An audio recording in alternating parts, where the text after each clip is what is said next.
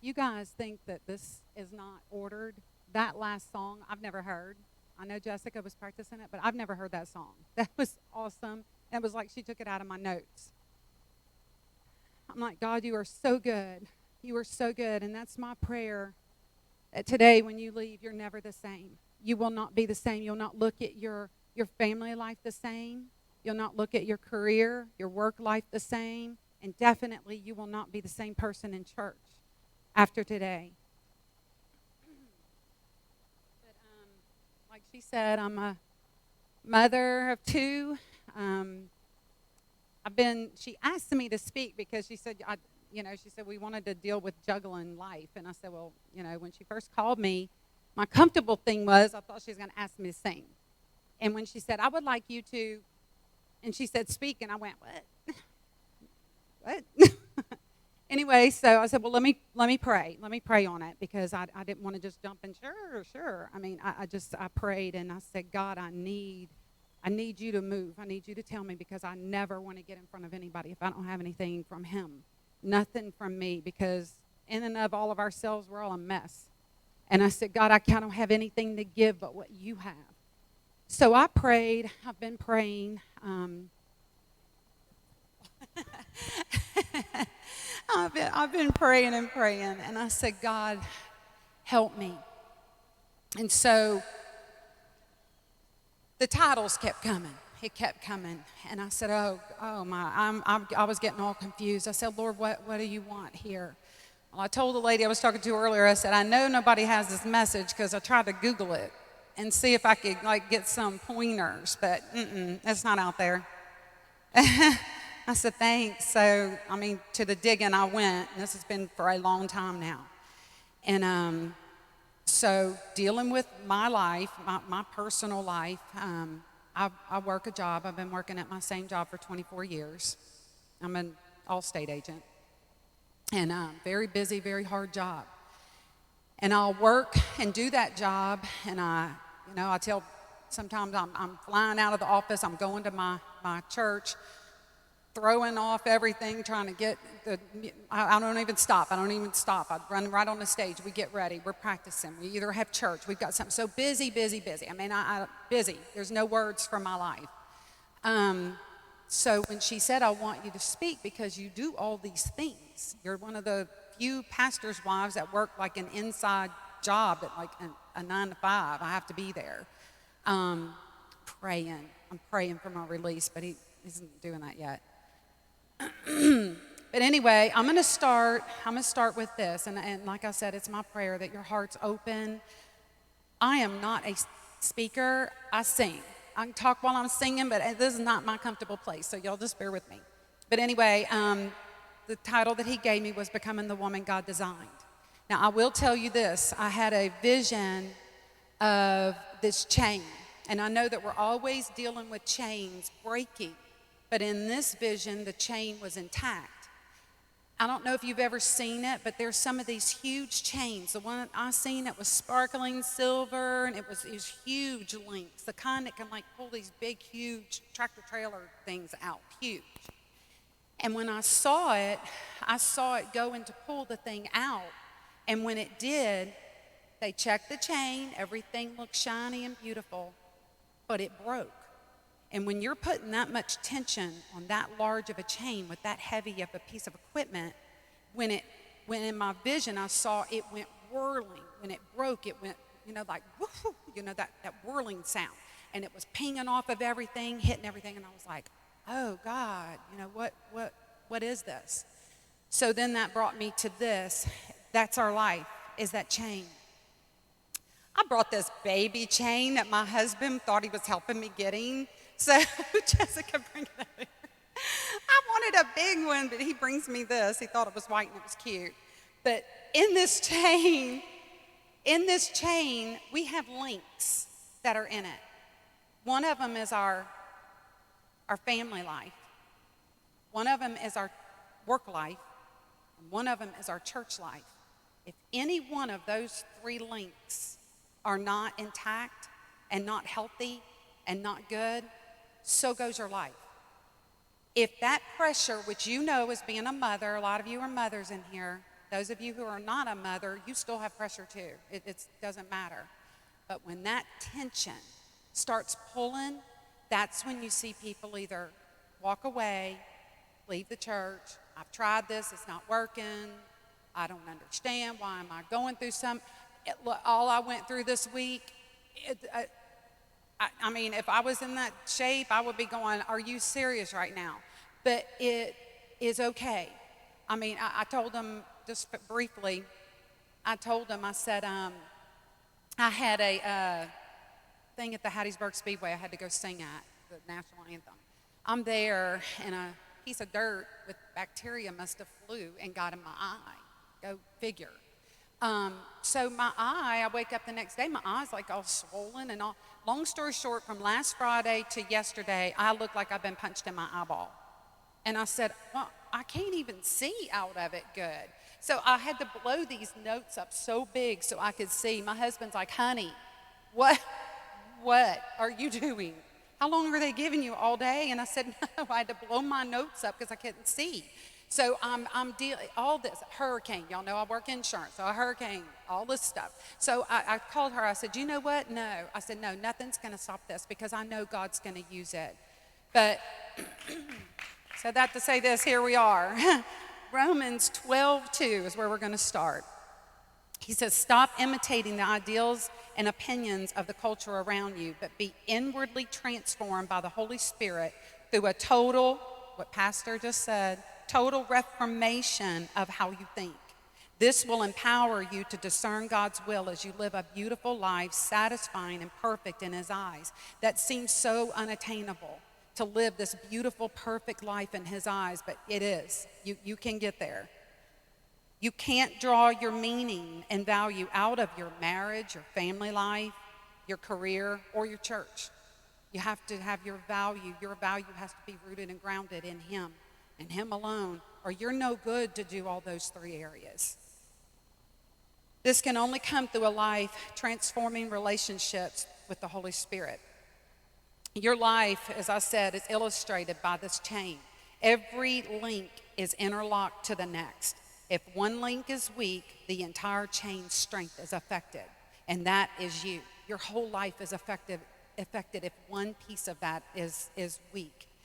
And in that vision I saw, it wasn't the chain, it was new, but inside the chain it was showing some faulty workmanship.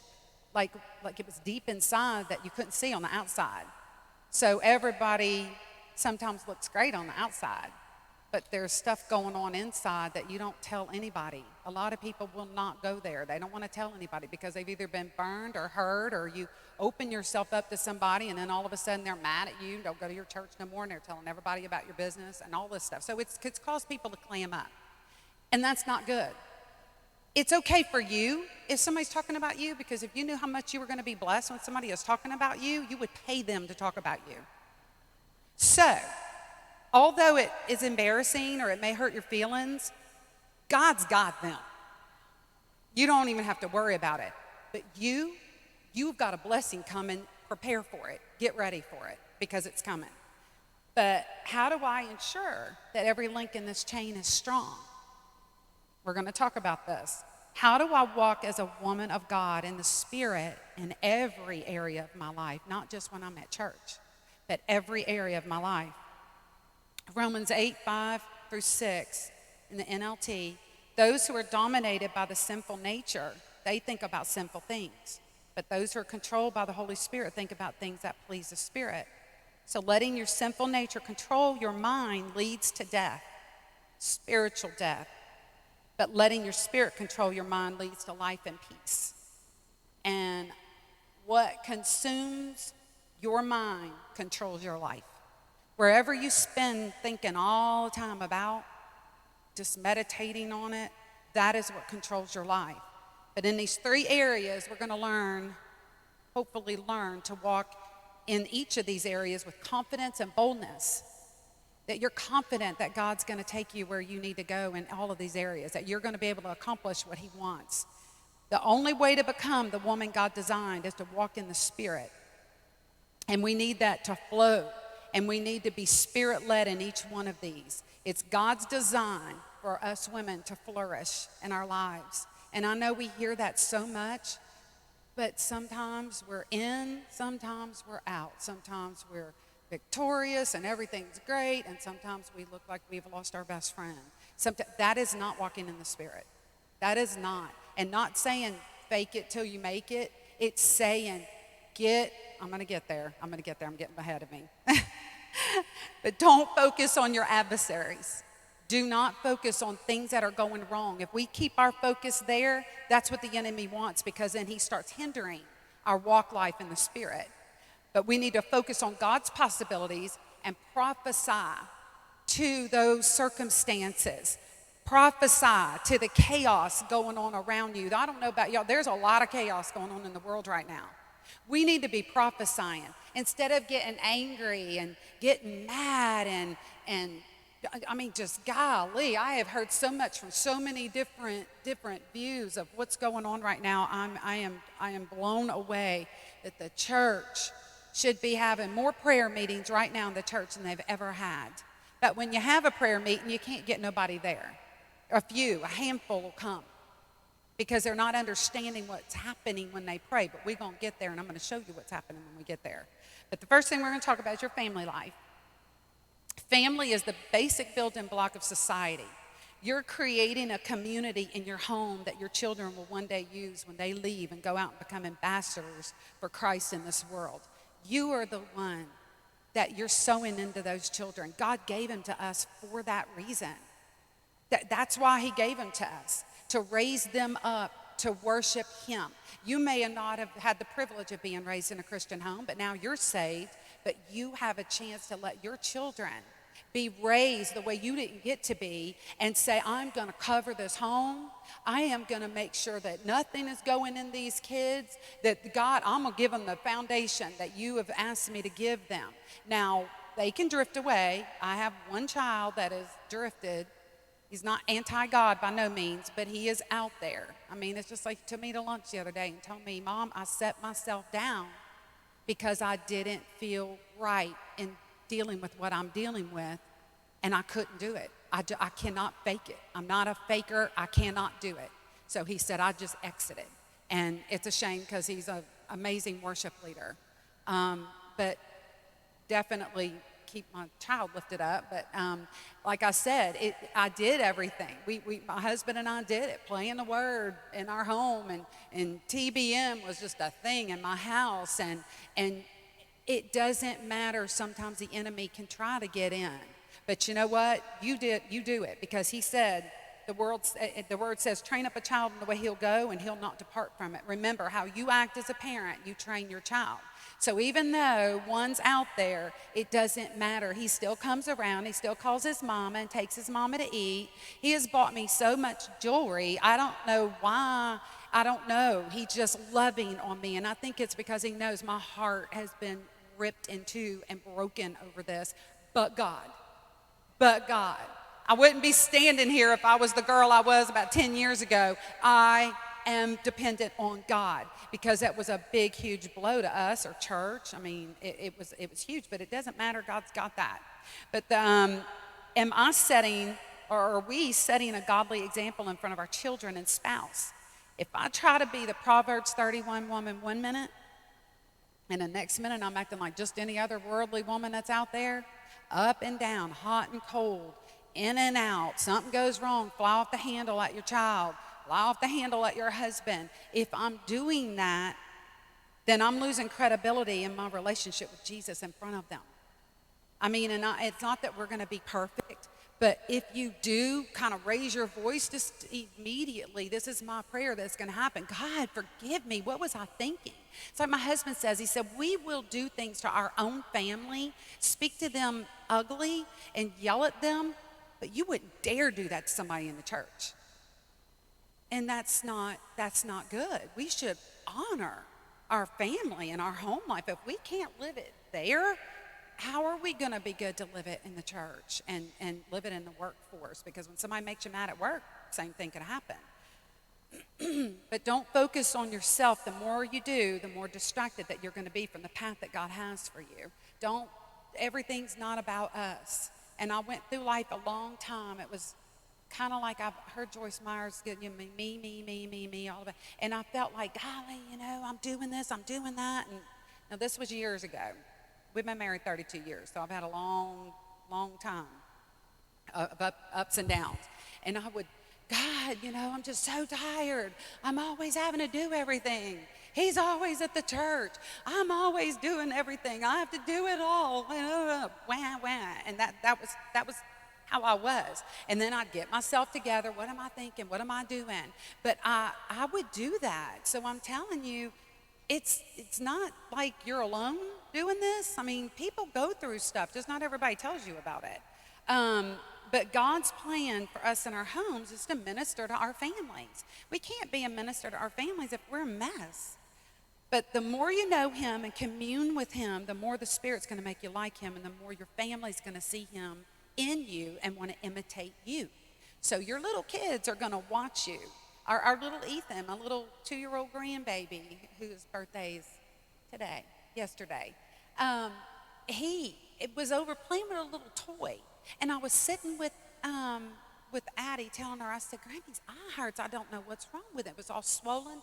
He just put his little toy down. He walked over there and he just slapped his hand on my eye and just shut his eyes. And he said, amen, and went back and played with his toy. He's doing what he sees us do. That's all he knows. I was younger. Jessica was about 4. I wasn't pregnant yet. But I was sick a long time ago, and I was sitting in the bathroom, doubled over. I didn't know what was wrong with my stomach. And she was in there. She'd, played with her dolls, and she'd line them all up and preach. She's been preaching since she's been 4 to these dolls. She'd come in and tell me they all got saved. She'd bring them in first, and they were naked. And then she would go back, pray for them, knock them all out in His power. And then she'd put clothes on them and say, they got saved, Mom.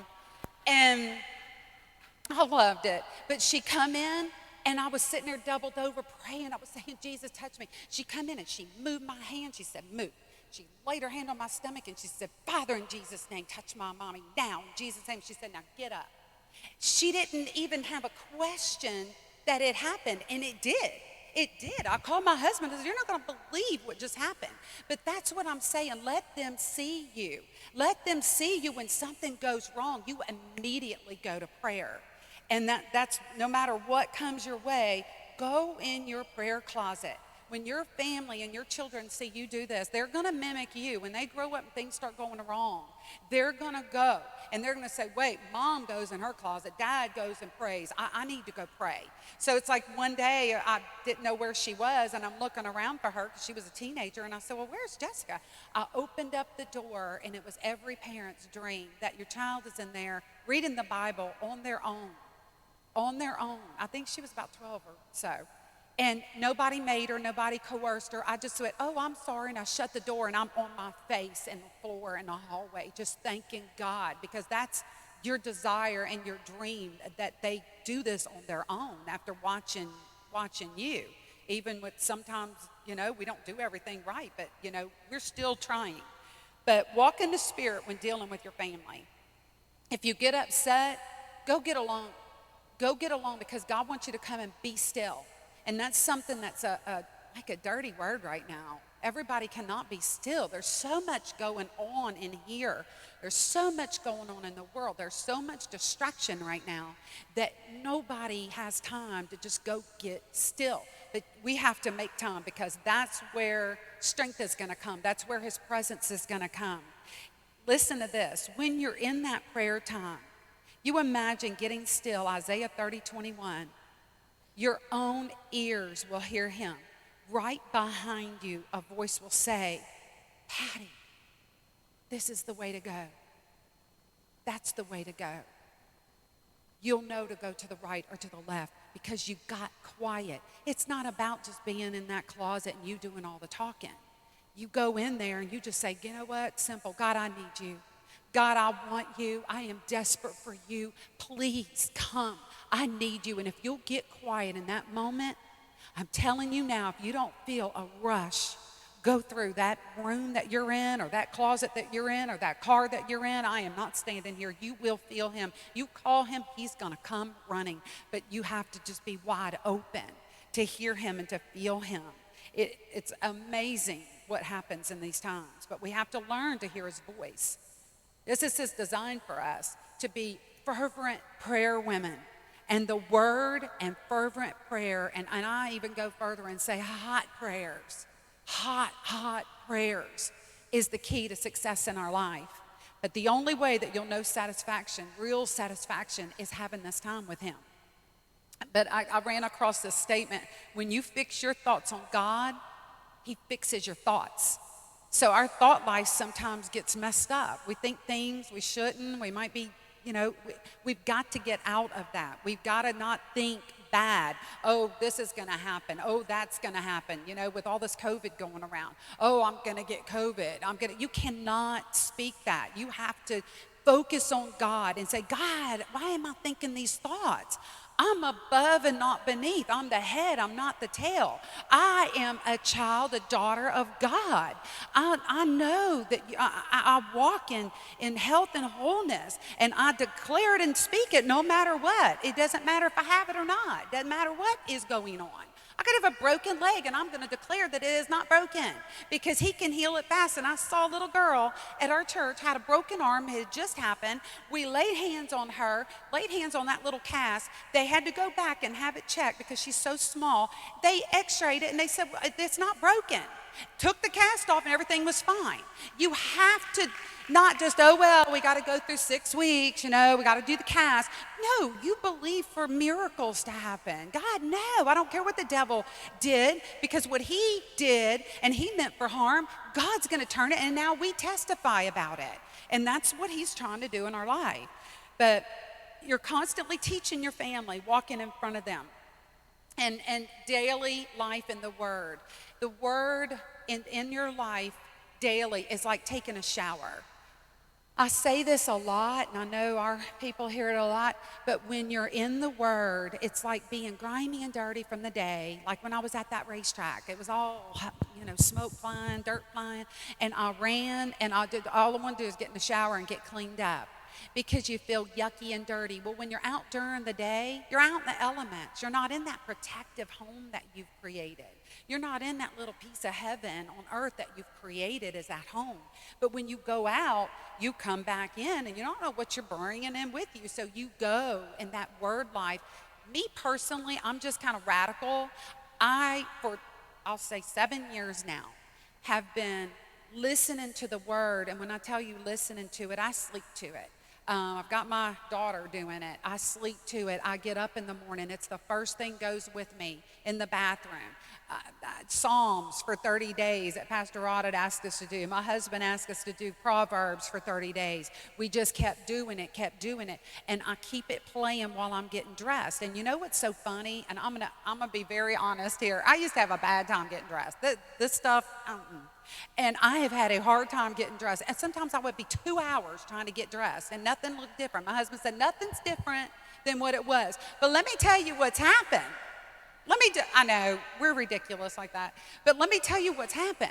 Since I've been playing that Word, and I promise you this, ask her if I can't be dressed in about 25 or 30 minutes, sometimes 20.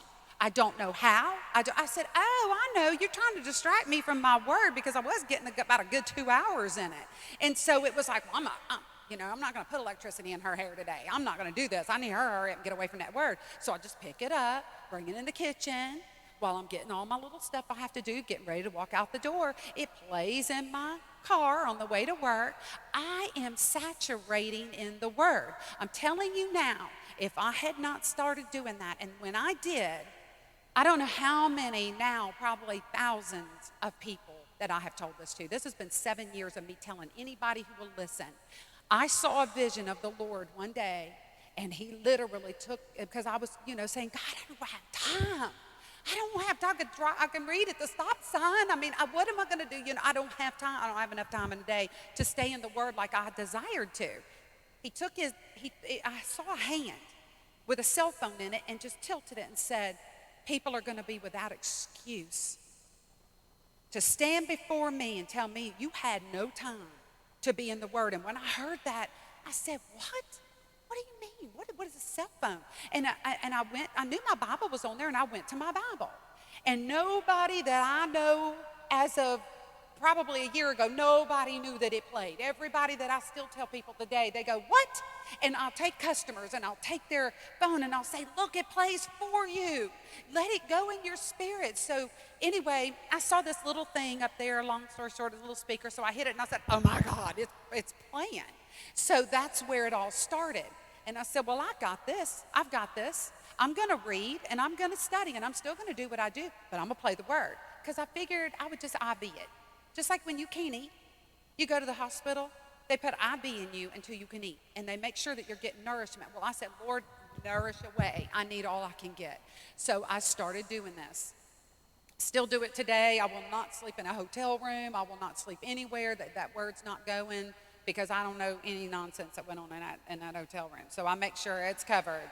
Y'all, I do. But anyway, it's important to create this safety, this place of safety in your home. You doing what I'm little bitty keys. And I'm not telling you anything major profound. It's just something that maybe you need to hear. If you don't have time to be in the Word like you should, just take it and say, God, whet my appetite. It's kind of like the crack dealer kind of gives you some for free to get you hooked. Well, I'm just kind of trying to give you this for free, telling you if you will do this, it's going to create a hunger inside of you that's so passionate that you're going to go, wait, what happened? I can't stop. What happened? And then you're going to want to go read, go find. Then you're really getting into it. And I told somebody, my husband a few years later was preaching and he couldn't pronounce a word. I blurted it out and I went, whoa, that must be all that word I'm listening to. I don't know where that come from. But I literally, it's like he can open his mouth and I know what scripture's coming. I'm like, oh my gosh. So it works. What it is it's doing it from the inside out. It's going in like that link in that chain was messed up inside. And it is going in and creating a stronger link. Because with that word in you, he said, all your job is to put it in. If you put it in, he said, when you need it, I will bring it out of you. I will be praying for somebody, and when I am, something just starts pouring out, and it's like, oh my gosh, I get it. I get it now. That's all you have to do, because people go, I don't understand it. I read it, I don't understand, but it doesn't matter. Put the word in. If they ever take our phones, if they ever take our Bibles, if they ever take it, God said, you put it in and I'll bring it out. So it's deposited. And that's my whole point of this whole thing. It's not cheating and it's get it any way you can. I used to go to sleep listening to music when I was a little girl. I can sing. I ain't heard those songs in ever. And it'll come on. I know every word. Every word. College students, listen to the taped stuff. It gets in you more than you realize. More than you realize. So that's where I'm at. Just do this. You'll create that home. You'll see your kids rushing home to get home. They'll want to get home because after being in the school or being wherever they're at, they're like, it feels good in my house to be there. And they'll want to come home. Then all their friends, no, y'all come to my house. They'll want everybody to come to their house because of the peace that they feel here. That there's kids that used to come to our house and want to just sleep and stay. They didn't want to go back home because of the presence that you can have in your home. But it is doable. But Jeremiah 29:12-13, then when you call upon me, go and pray, and I'll listen to you. Seek me, and you'll find me when you search for me with all your heart. We say that so flippantly, all your heart. The song, all your heart. God, take all of me. How do you know that you're giving him all your heart? Has anybody ever thought about that? Am I really giving him all of my heart? Am I doing what I'm doing, but I'm really down here? It's like you're a woman, you're cooking, you're cleaning, you're taking care of your kids, but you really wish you was down the road because their house is nicer and they got a maid. I mean, that's what I'm talking about. If you're divided, it's not all your heart. So I know I got to move. We're getting behind, so let me say it. Let's skip some stuff. But focus on him and get to the point where literally you can't breathe without him. It's like your oxygen. your day is not going to be right if you didn't get on a word that day. I mean, nothing will go right. But where your treasure is, that's where your heart's at. So that's where you can do a checkup there. But our next link, we're gonna scoot on out to the work life. This is huge. This is huge. You know why? That office has me 8 hours a day. It has me more than church has me. It technically has me more than my family, because by the time I get home and get everything ready and then sit down a minute and go to bed, what do you got, about 4 hours, 5 hours, and you're in the bed? I mean, you're at work 8 hours a day. I know I am. I don't know about all y'all. I mean, it's a long day. But being in the workforce, you're going to have coworkers, employers. You're going to have people that's going to rub you the wrong way. That's what sinners do if they're sinners. It's hard to get along with them, but when you're walking in the Spirit, you're not looking at those hurdles. You're looking through a different lens than they do. You're seeing them getting saved. You're seeing them, wow, one day they may need me. You're not dealing with them like in the flesh right now, because if you are, one day they may need to find a Christian. They may say, I'm looking for somebody, but I don't want to call her because she was a hot mess at work. One minute she was Bible preaching, the next minute she's blowing somebody out.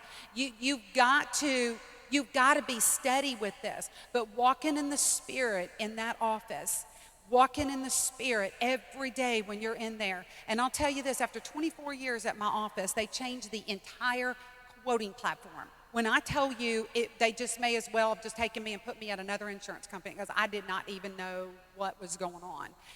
But I'm going to skip through some stuff. But God, when we call upon Him and we say, God told me, who do you think gave? Because I was home crying. This was recent. I was home crying. I said, God, look, I'm 57 years old. I said, I am done learning all this stuff. I am done. If I'm going to put this much effort in, I'm just going to memorize the Bible. This is too much. So I went home. I'm upset. He literally spoke to me and said, who do you think gave the person the idea to even create that new platform that you're quoting on? And I said, that's true. All things come from you. He said, well, why aren't you asking me to help you learn it? Because I couldn't. I tried, y'all. I'm telling y'all, me and her, they are with me. I was trying. And I went back in the office the next day, and I said, all right, Holy Ghost, come on. The same information you downloaded to the person that created this is the same one that you're going to download it to me. I didn't create this thing, but you're going to help me use it. And I'm telling you, ask Ruth. I got in there, I did a quote, went right through it, and I was, yes, it worked. And it was like it just worked. But you have to trust God. You have to trust God in your place of employment. Why not? We have like an inn. I mean, like we have something that nobody else has. It's almost like you're looking at people that are unsaved going, I'm so sorry. But, like we're kind of got that hotline going, and he downloaded it, so we know it. So the thing is you got to understand, you can be used in a way that you can't even fathom in that workplace. But in the workplace, I've like I said, I've been there 24 years. I've been privileged to win many people there. I've had a lot of people work there over the years. I've literally had them, text me and say, can you meet me in the bathroom? And I'm like, oh my God, I thought like she needed something. I thought something happened. She needed to go home. She gets in the bathroom and she says, I want to know this God you know. This girl today, this was years ago. She doesn't work for me anymore. She's somebody else. But she's in church today. Her family is being raised in church today. Her family's family. That's what I'm trying to tell you. But if I had been a basket case hot mess, yelling one minute and being Holy Ghost one minute and being crazy the next, that she would have never asked me that. And I'm not saying I'm perfect. I'm just saying I'm Jesus. Jesus everywhere I go. And people see and watch your life. And she wasn't the only one. Many others that don't work there now, but they're all out there, but they all knew. And like I said, if something ever happened, they may call me one day and say, you know what? I don't know anybody in my world that's Christian but you, even though they don't work for you anymore. So you got to understand that's your ministry out there. That is people. I've got a lady right now dealing with some bad stuff at work, and I had to tell her the same thing. I said, look, you got to not handle it like a worldly person would. You have to stay walking in the Spirit in your work life, because the ultimate thing is people are looking at you. But when your mind starts to wander, Philippians 4:8, sisters, fix your thoughts on what is true, honorable, right, pure, lovely, and admirable, and think about things that are excellent and worthy of praise. Remember, what consumes your mind controls your life. You have to consume the word. You have to consume it because it can't change you if it don't. You know, and that little illustration that we've used before where mud and sand and everything is in this jug and it's matted down. Well, I can take and pour some water in there and it'll loosen it up. Pour a little bit, and that's reading the word a little bit. Just pour a little bit and it'll loosen it up some, but it's not coming out.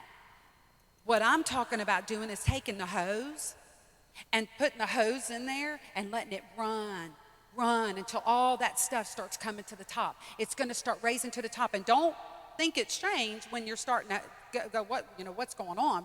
Stuff is coming out. Stuff is being removed. So allow it to happen. Eventually, this jug is clear water in there. And it took time. It doesn't happen overnight. But don't give up and don't stop, because I promise you, standing here before you, I would not be here today if it wasn't for my desperation for the word 7 years ago. I'm telling y'all, there was times it was so bad, I would be on the interstate coming home from work and I said, I'm just going. I'm going and I'm not coming back. I can't deal with all this because I was trying to do it in my flesh. But when I started IVing the word, getting desperate because I said, God, I can't live like this anymore. That's when it happened. And that's when the peace came and the joy that everybody is searching for comes. And I promise you, it will change your life. It will. I just wish I could pull you inside, let you feel. But Romans 8:12-14, sisters, you have no obligation to do what your sinful nature urges you to do. For if you live by its dictates, you'll die. But if through the power of the Spirit you put to death the deeds of your sinful nature, you'll live. For every one of us that are led by the Spirit, we're children of God. So we cannot afford to get in the flesh at work. Just remember, you're above and you're not beneath. You're the head and you're not the tail. You are the one that people will look to. I'm blessed. I work in a Christian office. I had to make sure that happened. After 24 years, I said, I'm done. I got all Christian people in my office. But we still minister to people that walk in the door. It still happens. Like I said, there's a lot of people in our church from there. There's a lot of people in churches all over from my office. So don't think that God won't use you. If you're just sitting at church, which we're coming up to the church life, that's why I'm saying it. If you think God's not going to use me big, God's not going to do anything for me, He will. I didn't want to work. I was like, I want to be a housewife. But I've had to. And I've done it, and I said, well, if I got to go here, devil, I'm going to make your life miserable. And I'm still not out of there yet. Like I said, I'm still praying, but I told them when I get a release, God will let me go. God will let me go. But there are still people that are reaching. A customer of mine and his wife are going to our church right now that was Catholic, that God allowed me to minister. And we was talking about the president being voted in. I wasn't even talking about nothing to do with God. We was talking about the president. And I said, no, I heard a prophecy. He's going to be reelected, period, end of discussion. He's done. And he said, wait, I want to talk to you. And he comes in my office. Well, that's how it happened. I was just talking. I don't plan it. I don't do a sermon to go to work. I don't have to do any of that. I just go to work and I just let it flow, because I've got a platform I'm walking on, because I walked on it before I left. I made sure I had my platform before I walked out the door. But a Christian's workplace is supposed to be a place of worship to the Lord, no matter how corrupt and ungodly the environment. Christian employees must remember this. As 1 Corinthians 10:31 says, whatever you eat, whatever you drink, whatever you do, do it all for the glory of God. And if you do, then guess what? You're going to see a lot of change. And how many of y'all work in here? Work full-time jobs? Are you going to look at your workplace any different now? Do you realize that is a ministry? God put you there. It wasn't an accident that you got that job. God put you there. There are people that you have to reach there. And whether you say it out of your mouth, it doesn't matter. Your eyes are the windows to your soul. When they look in your eyes, you could be answering a question. You could be taking a paper from them and touch their hand. And I'm going to tell you right now, the presence of God can go right into that person and go, and they're like, whoa, whoa. You don't have to say it. You don't have to be like a little preacher at work. Paul walked by in his shadow. They were just healed. Why can't we do that at work? Why can't we be like that at work? But if you're not full of the word and full of love and full of patience and full of all of the fruits of the Spirit, it's not going to happen. And again, it's not the perfect lady, but it's the one that's striving to try to be. None of us are, but our church life, this is my favorite one. I'm going to ask some questions. Are you faithful in this area of your life? Is it a priority to be in church for you and your family? Do you pray for your church? Are you part of the growth of your church? Or have you been in the past part of the departure of people in your church? Are you always inviting people to your church on a weekly basis? When the church has your whole heart, this is second nature. You want someone to come and get what you got. Because without the church, some people would not even be saved. I could have ministered to those people at my office, but when they went on to the highways and the byways and went to their homes, how am I going to keep up with all those people? But I invited in the church. The ones that didn't come to mine went to another one. They had a place of community to go. The church, I know people are trying to move in a whole different direction, but the church is never going to go away. The church is not going away. There are literal prophets that are saying the church is fixing to go away. No, it's not. If they shut our doors, you will not stop us. Just like the Jews, they met in a private place. You're not going to shut the church down. The church is here to stand. And it's going to stand mightily when people start looking at it militantly. You have to be militant about your church. This part of your life has to be strong. And whenever it is, it flows into your job. It flows into your family life. I call it my hub. That's it. I could have a rough day at work. It could be going crazy. But I get in my car and I wipe my feet off and I go, I'm done. And I get in the car and I go to the church. I can't get there fast enough. When I get there, even though people look at me and go, aren't you tired? I am not. I'm refreshed when I go there. I can't wait to get there. But y'all, singing and worshiping. I had to hit on this. When we sing, my husband put this up. He actually wrote this. When we sing, our voices literally move the air around us. Ephesians 2:2, the devil is referred to as the prince of the power of the air. But when we lift up worshipful war cry against him, y'all, we're tearing through his living quarters. That's where he lives. So when you're lifting up that worship, I'm telling you now, if you're not a major worshiper, you need to start moving your seat to the front. Anybody who is a hot person for God ought to be on that front row. You know why? The people who are cold in the back are watching you, but if you're in the back, they're not seeing you. They don't see you worshiping passionately. They don't see you giving every bit of your heart to God in that worship service. I'm just saying, move to the front. My husband and I have been front seaters. When we go to guest places, we try our best to get to the front. We do everything we can. I want to be in the front. But in worshiping and being in his presence, it's not the time to ask him for anything. When you're in worship and you're worshiping, you're just worshiping him and enjoying being in his presence and putting your voice with the voices of others. When you come together in one mind and one accord like that, that's when you see miracles happen. But when you come to church and this one didn't talk to me, she looks like she's mad, I guess she's mad at me, or he didn't talk to me, or they didn't shake my hand, or, well, I don't want to sit here, or what if you come in with that attitude, how do you know that you're not responsible for killing the whole move that happened that day? What if your voice in sync with everybody else was what was going to cause the move that day, but it was hindered because you didn't put your part in, or you just decide not to go to church? You just decide, well, I'm not going to go today. What if your voice would have been echoing up into the atmosphere and your voice was the key to unlock the power of God flowing out? What if? You never know. But y'all, I've got to skip. How am I on my time? Am I okay? On time? 4 minutes? Okay, let me hurry. Um, y'all aren't getting a lot that I have, but it's okay. Anyway, be a worshiper in your church. But Isaiah, I got to get to this. Isaiah 6, his vision. It was the year King Uzziah died. And I saw the Lord. He was sitting lofty on a lofty throne. The train of his robe filled the temple. Attending him were the mighty seraphim, each having 6 wings. Now y'all listen, 6 wings, 2 to cover their eyes, 2 to cover their feet.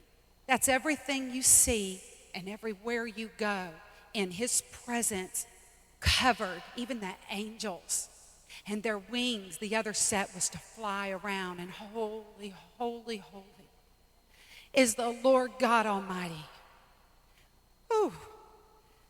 Their voices in that temple shook the foundations. The entire building was filled with the smoke of his glory. So now are you getting it? When you're in church, when you're serving in the back, when you're serving anywhere, when you're greeting somebody, you could do that same thing, reach out and greet somebody and touch their hand, and the power of God fall out of you because you've been on your face before you went and greeted that person. You didn't fly in like you on 2 wheels because you was late and you're rushing and you're going in there trying to greet people. They feel that negative energy. But when you go in there and you've been in the presence of God, I don't know about some church. We have prayer for 30 minutes before our church starts, and I mean prayer. And if you've had a bad time getting there, go get in that closet. Go get in that altar. Go do communion. But when you touch that person and you greet them, they can see it in your eyes. They can feel it in your touch when you shake their hand. The power of God wrap around them. And I am telling you, what could happen if our hearts all become one and we were in this atmosphere with our worship going. But the last thing I wanted to say was being a servant in your church. If you're not, you need to step up. There needs to be a waiting list to serve. There needs to be a waiting list for servers to get to serve because you are tending to those children. When you are your ministering, you should be in their ministering, teaching them to worship God, working with them. But you know what? The Lord showed me this. The servants at the wedding that Jesus did his first miracle. Do y'all realize that the servants were the first ones to see the miracle? Did anybody even catch that? I didn't. God showed me. The servants were the first one to see the miracle. So how much more could happen if you're serving in your church? How do you know what God's going to do? You might get on it first because you're a worker. You're working. Find something to do. Be a daughter of the house, not an attender. Become a daughter. And I had so much, but I will tell you this. When something's going on in your life, don't go to somebody else in your church. Bad. Don't do that.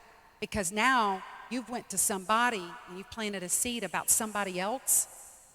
And now, even though they're trying to worship and focus, now they're thinking bad about that person that you went and told them something about. If I say anything here today, if you have something going on between you and somebody in the church, and there's a little rift, go to and I will not use the word leadership because people get confused with that. Go to your pastor and his wife. Talking about somebody and something they did, that is not for nobody in that church. That is for your pastor and his wife. So I don't know where you all attend church. Get real acquainted with your pastor, because when something goes on, you be a person, I'm going to go talk to the pastor.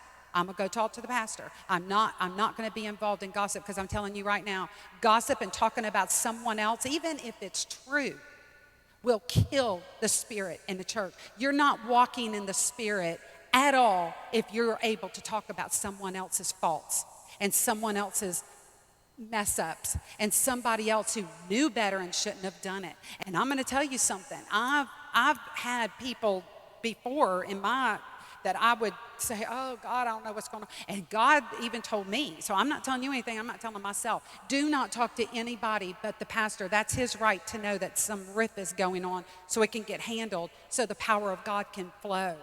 But I had this song I wanted to play, and it's Breathing Room by Kim Walker. I'm going to tell you something. Everyone needs to make room. You need to make space in your life for him. You need to have that breathing room, because none of us we don't ever give him time. We don't have that still part in our life that we just let him come in because of the busyness that's going on. But I want you to ask you, who in your life, who here, that one of your chains to one of these links that you don't think that that's strong, that if enough tension gets put on it, it would pop? Do you anybody here, because somebody here this was for, I said, I don't know, God, if it's one woman, I don't know if it's 10, but somebody here, your link is about to break if any more tension gets put on it. And the song that they sang about the cross, he's carrying it.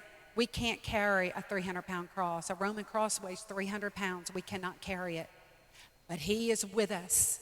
And he said, take up your cross daily and follow me, and I will carry that thing for you. He's walking with you. He's doing that. But as you take up your cross and follow him, think about what that is representing. The cross is representing Jesus and what he did. And he's saying, take that up and walk with me, because I paid the price for every single thing that you're going through in your life. I already paid it. So if you take up your cross, it's remembering him. It's remembering what he did.